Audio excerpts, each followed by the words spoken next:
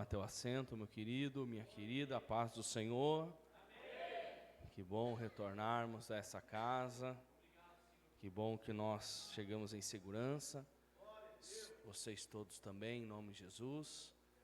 Trago aqui com muita alegria, muita paz, saudação ao pastor Jean, a toda a igreja, por favor recebam, né? Estou aí com o diácono Leandro, meu segurança, né? Quem é importante entra com segurança, né, irmãos? Então eu ando com segurança, né? Sempre vario, né, Jean? Trago um, trago outro, né? Minhas mulheres, minha esposa e minha filha não puderam me acompanhar, mas o Leandro, na hora, se dispôs. Eu agradeço, Leandro, obrigado pela sua companhia, porque sair sozinho não é bom, viu, irmãos? Não é bom que ande só, não é bom, não é bom. É bom que você sempre tenha alguém com você, um amigo, e o Leandro tem sido esse amigo que Deus coloca do meu lado. Pastor Jean, agradeço a sua amizade por estar aqui, muito bom revê-lo, que Deus assim continue o prosperando nessa terra, nessa região, nessa igreja, que muito assim seja na sua vida, amém? Também ao nosso irmão presbítero Adriano, que nos fez o comunicado, ao líder também da Almasbrá, que Deus abençoe a vocês, o líder vice, pastor Damião, sua esposa, os amigos Pedro, assim que me recepciona sempre muito bem, aos que eu não conheço, que Deus assim os abençoe, e aos que eu já conheço, fica aí o meu abraço e a saudação, pastor Jean, da nossa igreja irmã, o BPC Jardim Lírio, a nossa catedral, porque assim nós liberamos a palavra, né? Aprenda a liberar uma boa palavra, irmãos. Às vezes nós não temos porque não liberamos essa boa palavra, falamos aquela igrejinha, aquele lugarzinho, e aquele lugarzinho se torna aquele lugarzinho porque nós liberamos essa palavra, e eu libero há anos a catedral Jardim Lírio, que será em nome de Jesus. Então libera uma palavra já positiva para a tua casa, para a tua família, para o teu ministério. Não sou somente um diácono, eu sou um diácono. Não sou somente um obreiro, eu sou um obreiro. Não sou somente um presbítero, eu sou um presbítero. Eu sou um pastorzinho, não, eu sou um pastor. Eu sou um pregadorzinho, não, eu sou um pregador da palavra. Então reconheço que Deus é na sua vida, irmão, sabe? Esses dias eu repreendi uma pessoa, não é isso que eu ia pregar, mas só um alerta. Repreendi uma pessoa dizendo assim: eu não sou pregador, eu só falo de Jesus. Falei: rapaz, é isso que o diabo quer da tua vida, que você se inferiorize, que você se diminua. Você é um pregador da palavra, irmão, você é um anunciador das boas novas, você é aquele que propaga o evangelho, você é um líder que Deus levantou, você é uma pessoa escolhida do Senhor. É isso que nós somos, e nós temos que declarar isso, e o inferno tem que ouvir isso das nossas vidas. Então fica isso no seu coração. Talvez você entrou hoje aqui com uma autoestima baixa, complexo de inferioridade, achando que você é a única pessoa que sofre. Irmãos, estamos com quase 8 bilhões de pessoas no planeta, e não é só você que sofre não, irmão. Todo mundo sofre um pouco, todo mundo tem um problema, mas a diferença talvez de todo mundo é que nós temos Jesus, e Jesus está no nosso barco, amém? Eu quero que você abra comigo o tema da nossa campanha. Pode continuar assentado mesmo, irmão. Hoje é meio da semana, ainda o cansaço está batendo, né? Então, fica sentado aí. Evangelho de Mateus, capítulo 6, eu quero ler a partir do versículo de número 25. Quero ler a partir do 25, Mateus 6, 25. E você acompanha comigo, por favor, em nome de Jesus.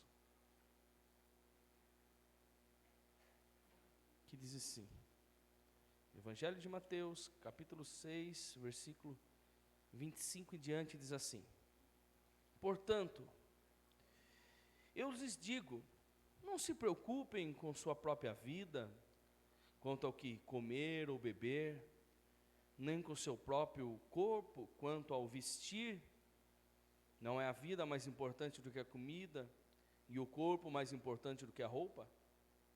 Observe as aves do céu, não semeiam, nem colhem, nem armazenam em celeiros, contudo, o Pai Celestial os alimenta.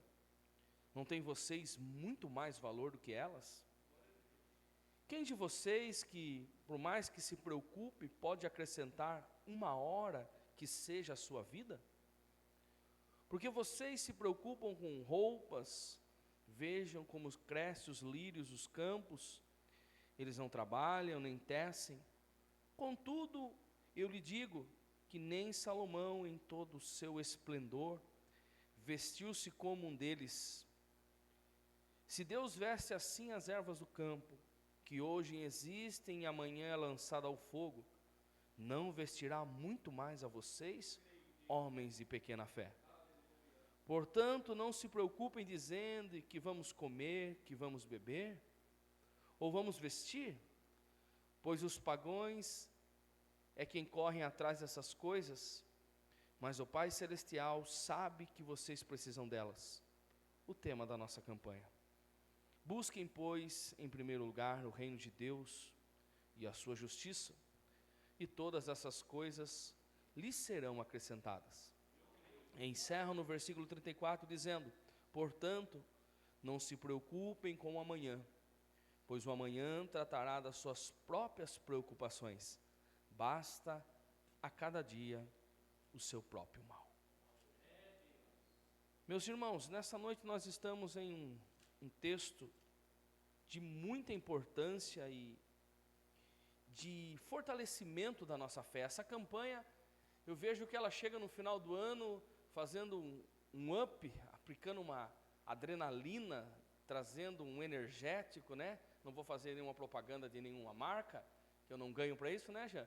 Mas trazendo um energético a mais para mostrar para nós que estamos no caminho certo. Estamos finalizando um ano que, se você for olhar pelas expectativas humanas, talvez seria um ano muito ruim. Seria um ano de muita perca, seria um ano de muito fracasso, seria um ano de muitas crises, mas bem é certo que eu estou vendo você bem saudável, bem é certo que eu acredito que esse ano já saiu mais de 2 ou 3 churrascos em algum lugar que você já esteve, né?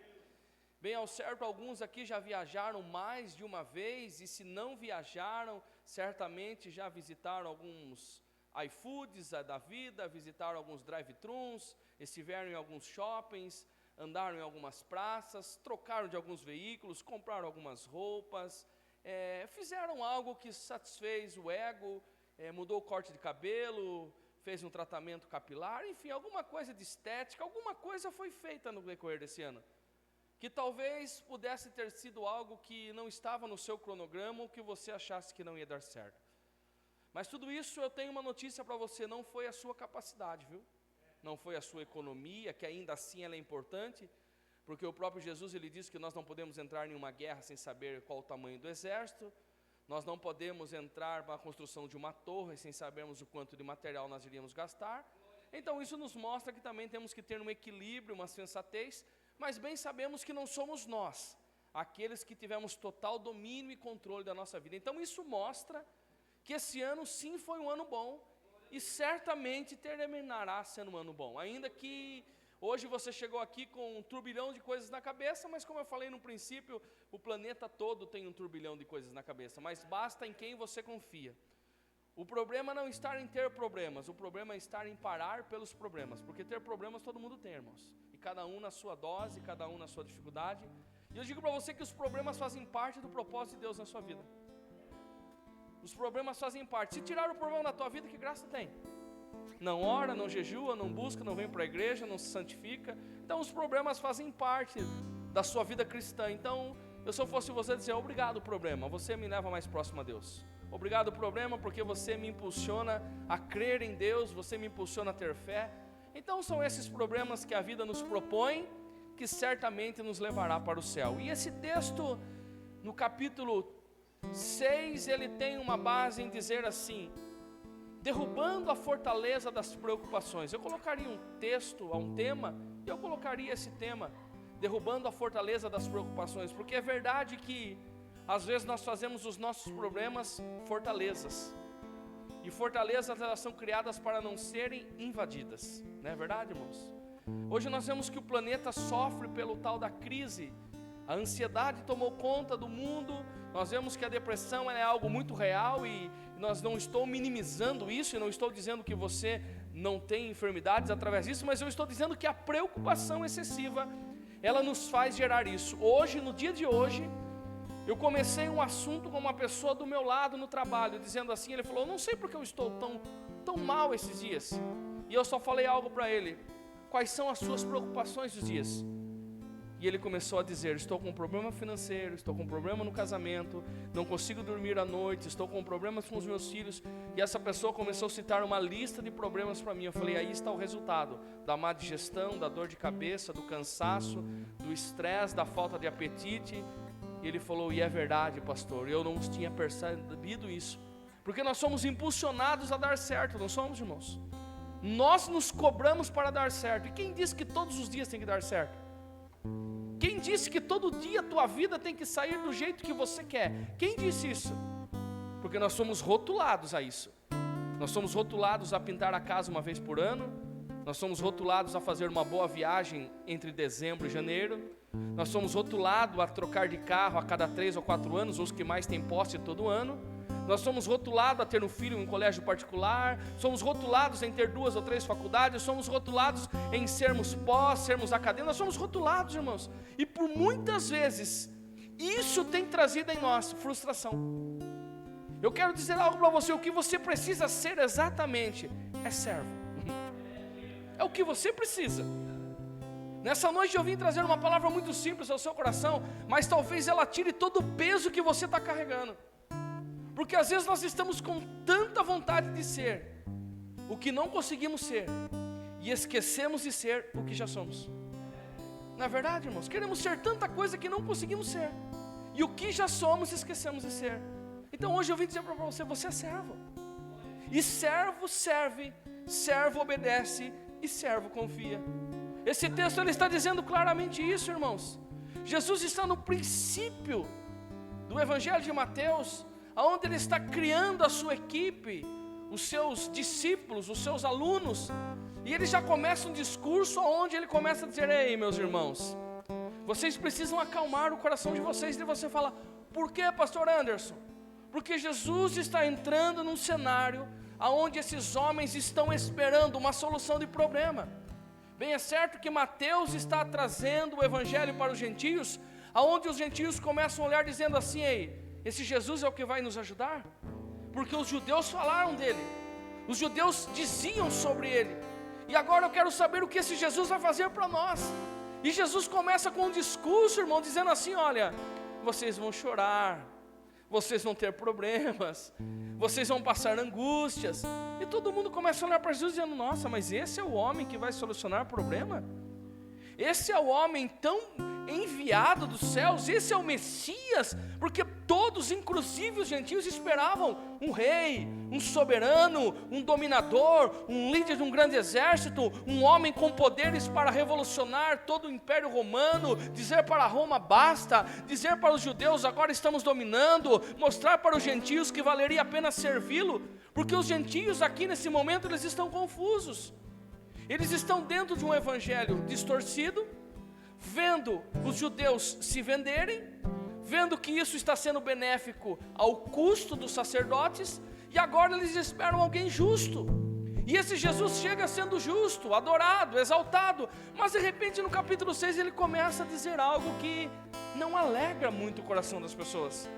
Porque bem é verdade, irmãos, os gentios não entendiam o que era ser servo, e os judeus não queriam ser servo. Os judeus não queriam.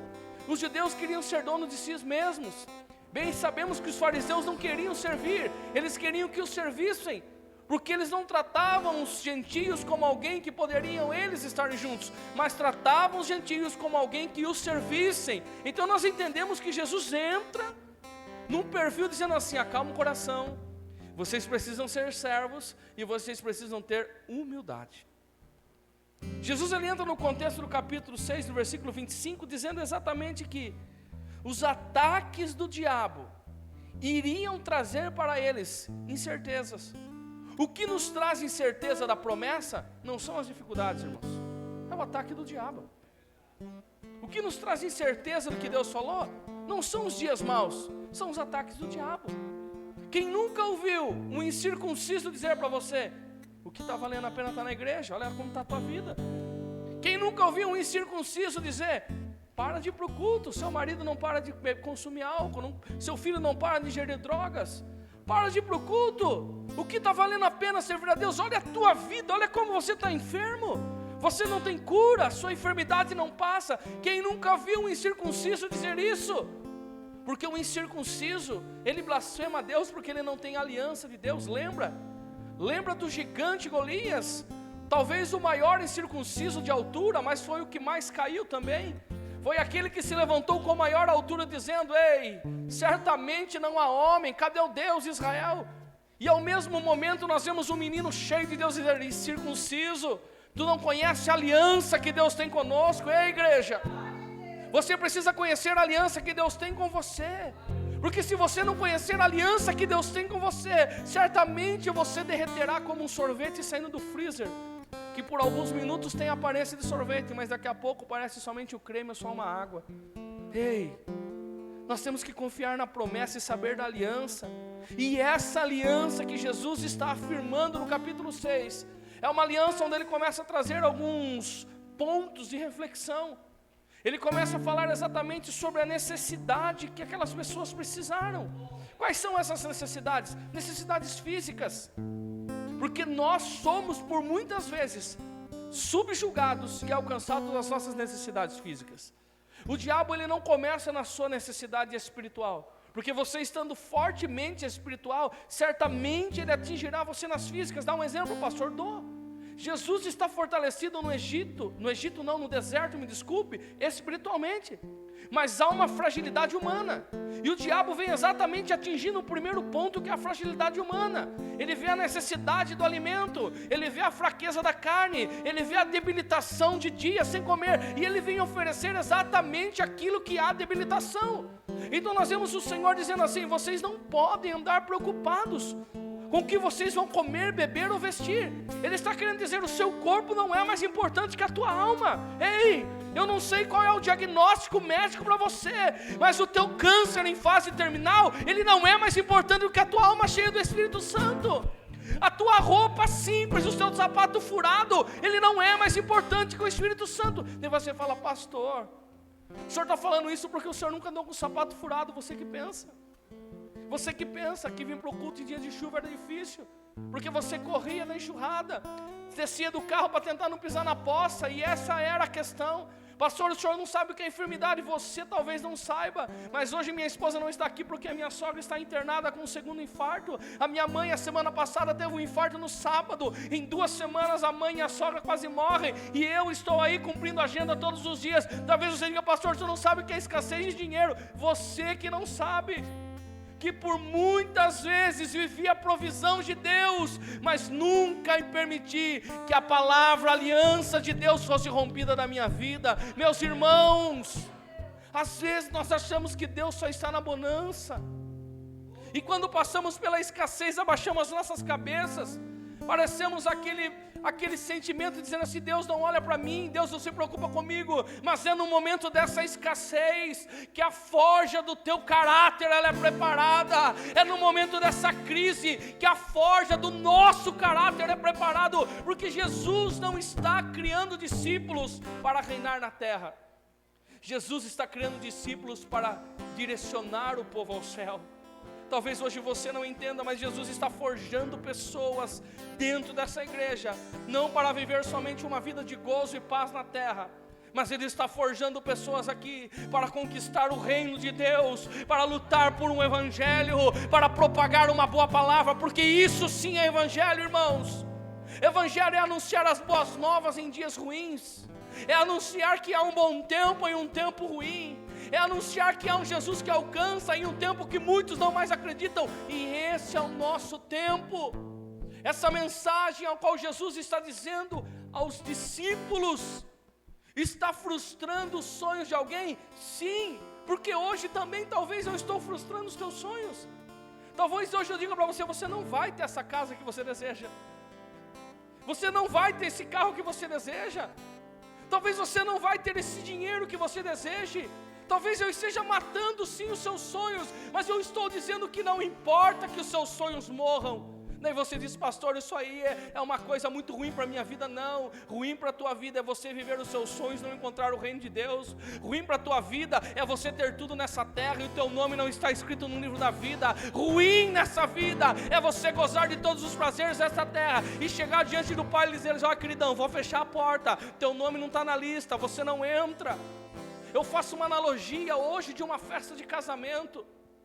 Você todo esperançoso de ir para essa festa, se arruma, se programa, compra o presente, vai até a porta da entrada daquele salão, daquele buffet maravilhoso, e você chega na porta do salão, qual o teu nome? Meu nome é Anderson Vilas Boas, e eles olham dizendo, queridão, teu nome não está na lista. Mas eu me preparei, eu sabia da festa, eu vim então, mas você não é convidado. Como que você fica? Você volta frustrado, você reclama. E agora eu penso, imagine no dia da chamada do Senhor, você achando que estava, você pensando que estava, se titulando que estava, e chegar na porta, dizer, tu não estás aqui. E às vezes, irmãos, Jesus só está preparando o nosso caráter, dizendo, você não pode ter isso, você não deve chegar até aqui, isso não vai levar você para o céu. E a gente fica pensando, por que eu não tenho?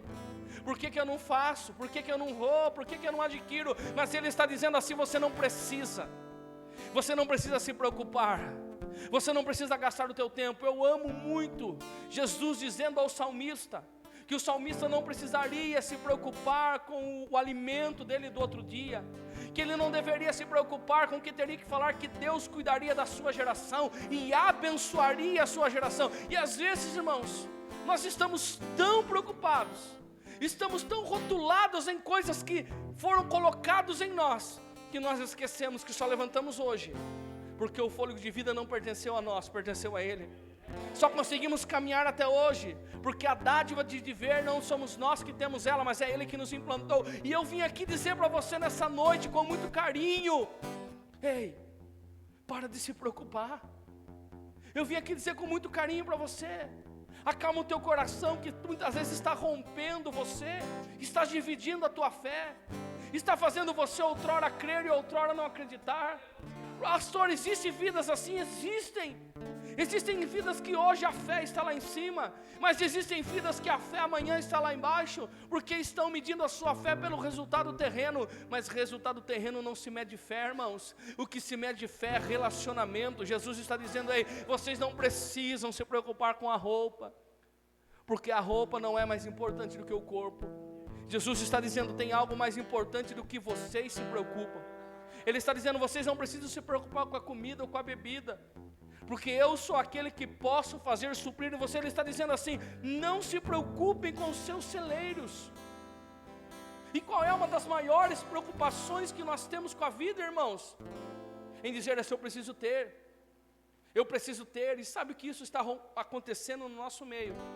Eu preciso conquistar o que eu não tenho, e não consigo viver o que eu já tenho. Pastor, simplifica para mim. Nós corremos atrás do que não temos, mas não valorizamos o que está nas nossas mãos. Eu falo isso para você, valorize o que tem hoje aí dentro de você. O que é, pastor? O Espírito Santo do Senhor. Valorize o que já tem aí dentro, valorize o que já está implantado dentro de você aí. Eu não estou dizendo para você que você não pode, mas estou dizendo, é necessário. Esses dias eu me peguei falando com uma pessoa de uma lanchonete, um dono de uma lanchonete, dizendo para mim, pastor Jean, rapaz, eu não tenho tempo para ir para a igreja. Eu falei, não tem, queridão, não tenho. Eu falei, olha que dó de você. E eu sarcástico, né, mas esperando o momento certo. Que dó de você, eu não tenho tempo, pastor. Trabalho de domingo a domingo, não consigo ir para o culto. Eu falei, irmão, você é? Eu falei, então, aquele carro ali é seu? É meu. Quanto vale hoje? 150 mil. Eu falei, glória a Deus, que carrão. Eu falei, então, aquele carro de 50 fazia o mesmo trabalho. E quanto a mais você tem que trabalhar para pagar o de 150? Quantos dias a mais? Quantas horas a mais? Quantos domingos a mais? Quantas quintas a mais? E ele falou, isso é o teu tempo que está sendo perdido. E você poderia estar quantos dias na casa do Senhor, mas agora você tem 100 mil de dívida. E você não consegue porque você precisa trabalhar muito mais. Eu falei, rapaz, não busca as coisas de baixo, busca as coisas de cima. O de 50 levava, o de 150 está roubando o teu tempo. E às vezes a gente fala, pastor, o senhor está querendo que eu não tenha? Não, eu estou querendo dizer para você que tem coisas que estão sendo substituídas. Irmãos, faz 11 anos que eu pastorei igreja, diretamente 11 anos, e eu nunca vivi uma geração com tanto compromisso de trabalho como estamos tendo agora. Todo mundo trabalha em dia de culto, irmão. Todo mundo faz hora extra em dia de culto. É só no Lírio que está acontecendo isso, eu acho. Todo mundo arruma serviço no segundo turno. Todo mundo tem 2 empregos. Eu falo, meu querido, cadê o culto? Ah, não dá tempo, pastor, estou no bico. Pastor, estou no segundo turno. Pastor, estou fazendo mais 2 trabalhos. Eu falo, olha só, fica atento, meu irmão. Às vezes você corre tanto atrás de uma coisa que está roubando outra. Às vezes está entrando pela direita, está saindo pela esquerda. E o culto está acabando, e o culto não existe, o culto não vai embora. Daí você ouve, paga minhas contas. Não, eu não pago as suas contas, economize as suas despesas. Não é eu que tenho que pagar a conta, às vezes nós temos que economizar as nossas despesas. Irmãos, isso está acontecendo. Daí o que você fala? Fala, irmãos, não busque o reino de só a terra. E a pessoa fala para você, mas eu preciso pagar a conta. Eu preciso ter, mas daí você vê todos os dias, o sapato é novo, a calça é nova, o relógio é novo, o celular custa 10 mil, nada contra quem tem, irmãos. Quem pode, mas precisar parar de culto para ter um celular de 10 mil? Precisar parar de vir de culto para ter um sapato de 2 mil reais? Olha, tem inversão de valores. E isso vai ser cobrado diante dos céus. Jesus está dizendo isso aqui, ó. Olha, pare de se preocupar com o que vocês estão vestindo. Pare de se preocupar com o que vocês estão comendo. Toma cuidado com o tempo. Mas ele está dizendo assim, fiquem em comunhão. Ele está dizendo exatamente para os discípulos, ei, vocês vão ter que abrir mão de algo para vocês viverem o reino. Isso é contraditório com o que nós vivemos. Se alguém falar para você, você vai ter que ter menos para ter mais, você fala, isso aí não bate. Com Jesus é assim. Jesus fala, você tem que ter um pouco de menos de vaidade para você ter mais presença. Você tem que pôr menos do que você quer para você ter mais do Espírito Santo. Você precisa ter menos na terra para ter mais no céu. Irmãos, o Evangelho é assim. O Evangelho é menos na terra e mais no céu. O Evangelho é menos de nós e mais dele. E essa é a matemática de Jesus. A matemática de Jesus é menos para ter mais. E às vezes a gente não entende isso, porque nós somos impulsionados. Mas eu estou falando para uma igreja que entende. Eu estou falando para um povo que está buscando, que vai dizer, eu estou no caminho certo. Ei, irmãos, não se preocupe se alguém tem mais e você tem menos. Não se preocupe se ele foi e você ficou. Se preocupe o que você está fazendo diante de Deus. Se preocupe em ser servo na presença do Senhor, porque Jesus está dizendo isso. Olha só, eu estou dando exemplos para vocês, meus discípulos, de coisas naturais que os seus olhos veem. Vocês contemplam a planta, vocês contemplam os pássaros, e eu sou aquele que estou zelando deles, zelando da vida deles. Você acha que eu vou esquecer de você? Esses dias um jovem falou para mim, pastor, o senhor é um homem de sorte. Eu falei, não, irmão, eu sou um homem da provisão. Sou um homem da provisão. E passou alguns dias, aconteceu algo extraordinário comigo, e ele olhou para mim, pastor, o senhor é um homem da provisão. Eu falei, é isso aí, irmãos. Eu não preciso ter dinheiro, eu preciso ter provisão. Eu preciso estar certo no lugar certo, com as pessoas certas. Fui esses dias para ofertar na igreja, e lá nós temos um envelope motivacional, através da oração, e eu não tinha aquele dia, irmãos, oferta física, não tinha dinheiro. E de repente chega um menino e entrega para mim um envelope, assim, irmão, gentil da sua parte, entregou um envelope. Ele falou, olha dentro, pastor. Eu olhei uma nota de R$2 dentro do envelope. Eu falei, Senhor, no dia que eu não tenho para te ofertar, o Senhor envia alguém para me dar um dinheiro para ofertar na tua casa. Eu falei, isso é a provisão de Deus ou não é? Irmãos, eu não olhei pelo valor de R$2. Eu olhei porque o dia que eu não tinha, Deus enviou alguém para me dar, para ofertar. Sabe o que eu venho dizer para você? Eu não tinha semente, mas eu comi o trigo. Eu não tinha jarro, mas eu bebi a água. Eu não tinha cama, mas deitei dormir. O que eu quero dizer? A provisão de Deus é confiar naquilo que Deus é, meus irmãos. Mas para confiar naquilo que Deus é, precisa ser servo. E servo não anda para onde quer, e nem come o que quer, e nem deita a hora que quer. Esses dias bateu na minha costa, o pastor Jean falou, rapaz, eu estou com dó de você, você não para na sua casa. Eu falei, você tem que ter dó de você, que não vai para a igreja, você está preocupado comigo. Você tem que ter dó da sua família, que não se converteu, e não tenha dó de mim não, irmão. Eu estou na igreja o dia que Deus chama, eu prego onde Deus manda, eu vou onde Deus quer, porque eu entendi que daqui a pouco a pilha acaba, a chave desliga e eu vou embora. Eu estou entendendo que daqui a pouco eu morro, e eu quero morrer exatamente fazendo o que Deus quer, servindo o Senhor naquilo que Ele me chamou.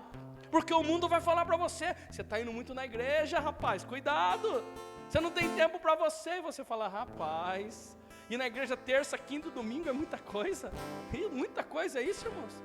Ir num congresso uma vez na semana é muita coisa. Isso eu falei, rapaz, toma cuidado com o seu caminho, porque esse seu pensamento está te fazendo ir uma vez na igreja, está te fazendo ir um ano, uma vez no ano na igreja. E olha como está a tua vida com Jesus, porque fica preso dizendo, eu preciso ter, eu preciso conquistar, eu preciso ir.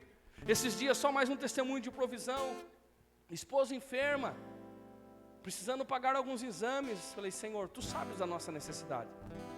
Tu sabes que a minha esposa precisa de um exame. Liga um amigo do outro lado do planeta, Anderson, estou orando aqui, Deus me incomodou para que a sua esposa não está bem. Falei, rapaz, ela não está bem mesmo. Quais são as necessidades suas? Falei, isso. Ele falou, manda o Pix que eu pago tudo particular para a Cristiane poder fazer os exames.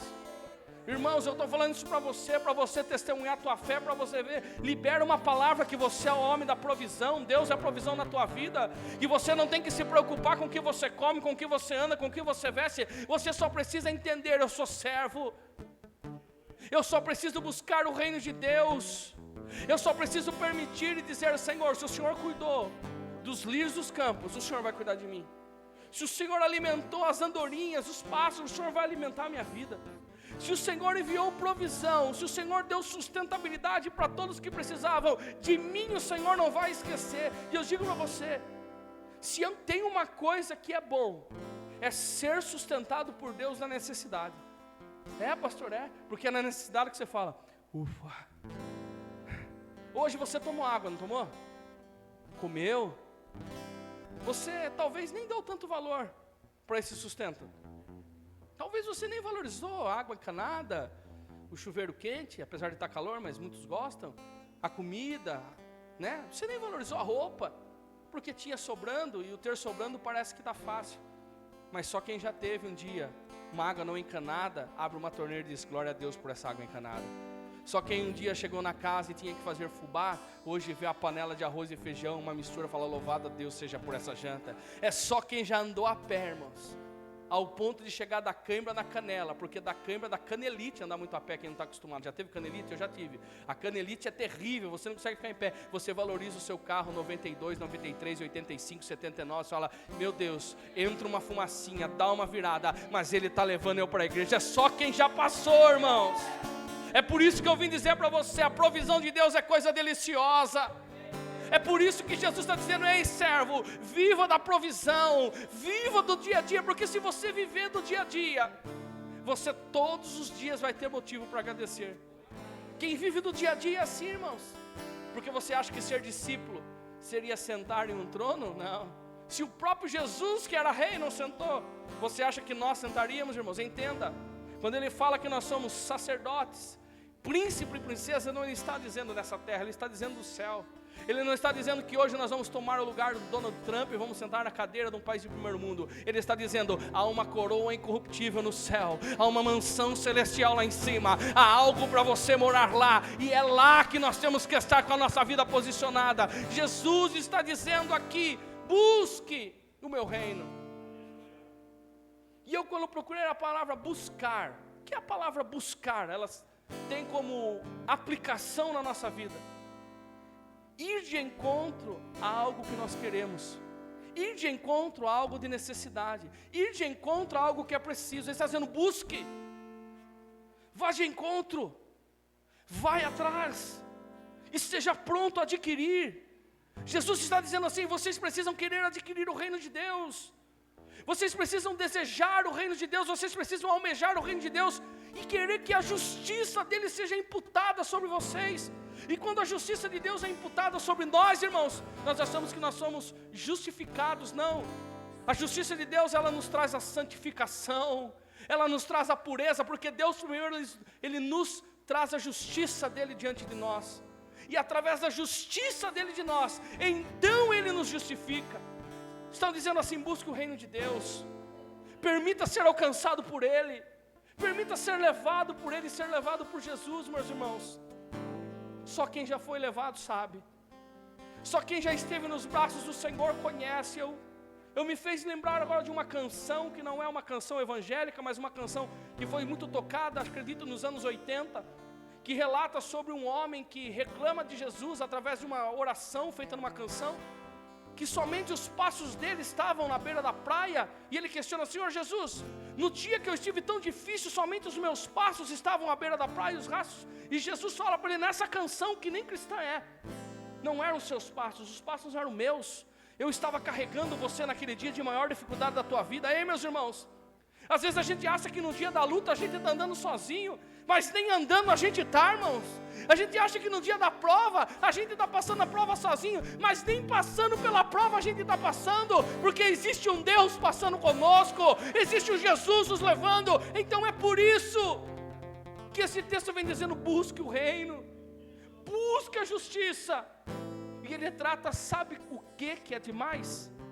Tudo aquilo que você quer, tudo aquilo que eu sonho, as demais coisas. Rapaz, ter dinheiro, as demais coisas. Ter saúde, demais coisas. Morar bem numa casa, demais coisas. Viajar, demais coisas. Libertação da minha casa, demais coisas. Salvação da minha família, demais coisas. Construção da igreja, demais coisas. Você está entendendo que tudo para Ele é nada. Tudo que nós lutamos para ter para Jesus não significa. Não é que Ele não se importa, é que não significa. Porque o que mais significa para Ele é a vida de servo de nós para com Ele. Porque todo servo que está com o seu Senhor, ele come da mesa, ele vive do vida, ele está cuidado, ele está guardado. Eu vim aqui dizer para você hoje: você só precisa entender que precisa continuar sendo servo, e não importa a circunstância que você esteja vivendo. E Ele diz assim, eu finalizo essa mensagem: porque você não deve se preocupar, irmãos, com nada de amanhã. E se tem uma coisa que a gente não desliga, é do amanhã, não é? Amanhã, a gente não desliga de 2030, a gente não desliga de 2050, desliga, irmão, não desliga. Tal dia eu vou terminar, quando é a última parcela do carro? Não fala, você já sabe, está preocupado com a última. E eu não estou dizendo que você não deva ter responsabilidade com compromisso, mas você não pode viver ansioso por compromisso. Eu sempre falo isso nas igrejas que eu vou: eu nunca estou ansioso para estar na igreja, eu estou desejoso, porque a ansiedade Deus me ensinou a controlar. Deus me ensinou a não andar ansioso por nada nessa terra. Ei, isso aí por muitas vezes está roubando você de ser feliz hoje. Muitas vezes você está preocupado como vai comprar o peru de Natal, hein, irmãos? Se Deus quiser, Deus envia 2, 3 perus na tua casa assados, você nem assa. Pastor, eu não sei, que eu estou preocupado como que eu vou fazer com o IPVA do ano que vem do carro. Meu irmão, fica tranquilo. Você tem sido honroso com Deus, Deus é o Deus da provisão e Deus cuidará. Pastor, eu estou preocupado com o diagnóstico médico. Fica tranquilo, irmãos. A certeza da vida ninguém tem amanhã. Então não é o diagnóstico médico que te impede de viver. Ei, eu vou contar para você um testemunho e finalizo aqui a minha mensagem. Há uns 8 anos atrás, entrava numa igreja uma mulher da nossa igreja com câncer muito avançado dentro do seu útero, dizendo assim: eu preciso me batizar que eu vou morrer. Eu falo: o quê? Eu vou morrer, eu preciso me batizar que eu vou morrer. Eu falei: mas qual é a sua condição? Não sou casada, ainda fumo, ainda faço uso de entorpecentes. Eu falei: então vamos devagar, vamos largar dos entorpecentes, vamos largar do cigarro, vamos se casar, vamos ir para o culto. Ela viveu mais 7 anos depois, irmãos, servindo a Deus com toda alegria. E ela achou que a vida dela ia terminar naquele ano. Ela viveu mais 7 anos gozando da paz e da felicidade e servindo ao Senhor. E o dia que ela faleceu, porque todo mundo falece, irmão, a não sei que seja arrebatado, eu pude falar no culto fúnebre dela. Os últimos 7 anos dessa mulher foram os anos onde ela mais viu Deus cuidando da vida dela. Porque em 7 anos ela não teve tanta paz como teve em 30, em 35 anos. Você está entendendo que nós não devemos se preocupar nem com o diagnóstico médico, que ainda seja ele algo que nos assuste, mas entenda algo: se Deus quiser te acrescentar mais 30 anos com essa enfermidade, Deus acrescenta. E se Deus quiser romper a minha vida com saúde, amanhã Ele rompe. Ei, e às vezes a gente anda tão tribulado com o diagnóstico médico, que a gente acaba até sendo aquele crente dizendo assim: se não curar, eu não tenho fé. Se não curar, eu estou em pecado. Ei, eu quero dizer algo para você: em pecado você está, e não é por isso que Deus te cura. Não é por isso. Fé muitas vezes até diminui, mas não é por isso que Deus não te cura. É porque existe um propósito em curar ou não curar. Uma vez eu conversei com um homem que tem problema na coluna, e ele faz um trabalho com fantoches, irmãos. E eu falei para ele: Maurão, você nunca orou para ser curado? Ele falou: pastor Anderson, eu já orei para ser curado, mas nunca fui. Faz 20 anos que eu tenho problema na coluna, e tem dia que eu não consigo fazer o trabalho com os fantoches. Mas um dia Deus falou para mim: o segredo não está em te curar, Maurão. O segredo está em fazer 20 anos você doente e fazer a minha obra. Você está entendendo isso, irmãos? O segredo não estava em ser curado na hora. O segredo estava mesmo enfermo, 20 anos fazendo o evangelho ser propagado. Ei, Eu não estou dizendo que Deus não cura, eu não estou dizendo que Deus não liberta, porque isso seria uma blasfêmia, isso seria uma heresia. Mas eu estou dizendo, se caso isso não aconteceu na tua vida, não queira pensar que Deus não está olhando para você, não queira pensar que Deus não olha para a tua casa. Se caso você está vivendo uma enfermidade, não queira pensar que Deus esqueceu de você, não. Eu digo para você, viva isso que você está vivendo, passe esses dias que você está passando e busque o reino de Deus com toda a força que há dentro de você. Busque o reino de Deus com toda a intelectualidade que há dentro de você. E como é que eu busco o reino de Deus, pastor? Trazendo o reino para a presença do Pai, trazendo o reino. E como é que eu trago o reino, pastor? Estando envolvido no reino. Você é exatamente onde você está. Você já ouviu aquela estimativa que você é exatamente comparado com as 5 pessoas que você anda? Você já viu isso? Você já prestou atenção que você é exatamente comparado com as outras 4 que você anda junto? E te dou um conselho, está andando com quem tem fé, procure quem tem fé. Está orando com quem tem compromisso, procure quem tem compromisso. Está orando com quem está falando mal da direção, procure quem está falando bem da direção. Está olhando para aquele que não quer compromisso com nada, ande com quem tem compromisso com tudo, porque você vai ser talvez o 5º que não faça. Mas nessa noite eu vim dizer para você, e eu encerro, busque o reino de Deus essa noite incansavelmente. Não importa como entramos aqui dentro, e não importa se saiamos daqui talvez com os mesmos problemas, porque hoje necessariamente você não é obrigado a ser curado daqui. Hoje você tem como base sair daqui com fé daqui. A cura são outras coisas, entendam isso. Deus pode curar hoje aqui, eu vou orar por cura, eu vou orar por libertação, eu vou orar por renovo. Mas se caso isso não acontecer, você estará aqui no próximo culto no domingo às 6 horas, porque assim está escrito no telão. Você estará aqui cultuando ao Senhor, dizendo, eu vou buscar o reino.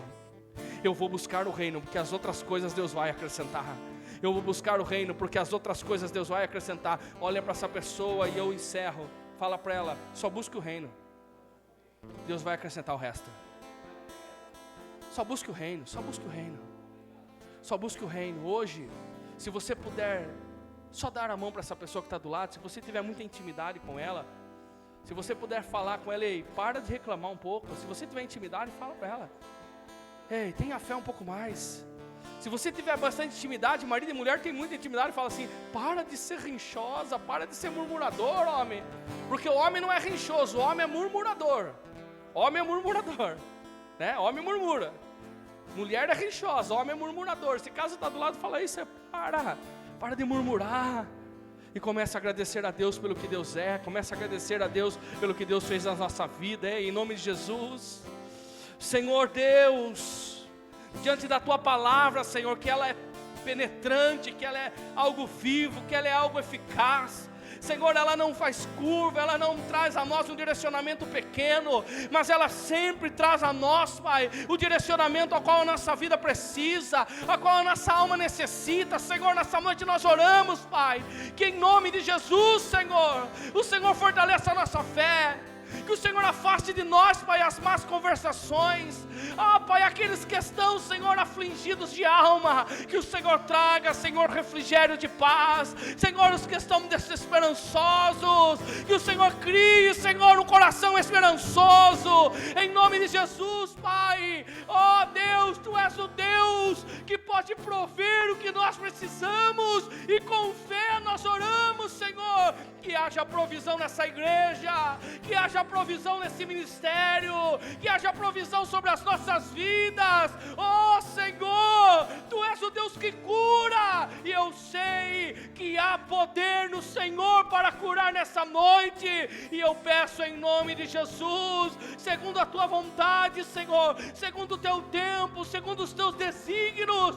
Senhor, se for a noite da cura dessa vida, cura. Se for a noite da libertação, liberta. Se for o momento, Senhor, da transformação, em nome de Jesus, que aconteça, Senhor, algo sobrenatural. Mas se porventura, Senhor, ainda não é esse momento, eu te peço que os nossos olhos não se percam, que os nossos olhos não sejam tirados do Senhor, que os nossos pensamentos não se afastem da Tua presença, presença, e que a nossa fé continue sendo inabalável, e a nossa fé continue sendo vivificada diante do Senhor, e que em nome de Jesus haja, Senhor, em nós um espírito, Senhor, de ousadia. Derrama, Senhor, ousadia sobre a minha vida, derrama ousadia sobre essa igreja, derrama ousadia sobre esse povo, para que eles possam, Senhor, viver a plena comunhão e a convicção do Teu reino, ó Pai. Que assim vivamos, em nome de Jesus. Amém.